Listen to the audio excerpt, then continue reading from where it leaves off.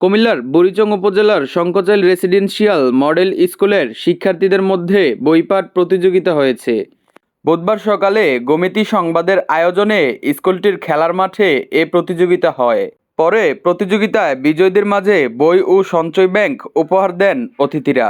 গমিতি সংবাদের প্রকাশক মোবারক হোসেনের সঞ্চালনায় আয়োজিত অনুষ্ঠানে প্রধান অতিথির বক্তব্য রাখেন কুমিল্লা রেসিডেন্সিয়াল স্কুল অ্যান্ড কলেজের অধ্যক্ষ আব্দুল হান্নান।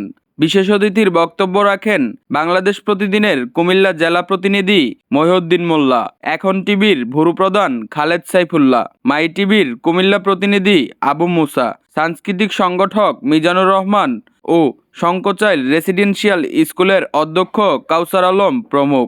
সমাপনী অনুষ্ঠানে বক্তারা বলেন, আমরা স্মার্ট হব তখনই যখন আমরা পারিবারিকভাবে আমরা মূল্যবোধ শিখবো, আমরা সামাজিকভাবে নৈতিকতা শিখবো, আমরা রাষ্ট্রীয়ভাবে মানবিক হব। মানবিক আপনি এইভাবে হতে হবে যে আপনার সামনে কোনো মানুষ অসহায় আছে এবং সমস্যাগ্রস্ত আছে, তার পাশে যখন আপনি দাঁড়াবেন, এটাকে বলা হবে মানবিক।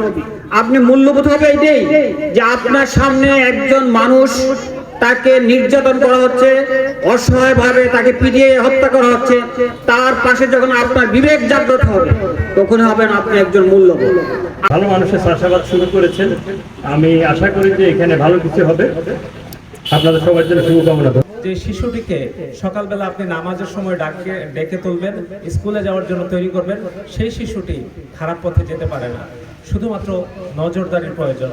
আপনার সন্তান কার সাথে চলছে, কার সাথে মিশছে এবং কিভাবে আগামী দিনে সে ভালো মানুষ হবে, সে পরিকল্পনাটা অভিভাবকদের সর্বপ্রথম প্রয়োজন।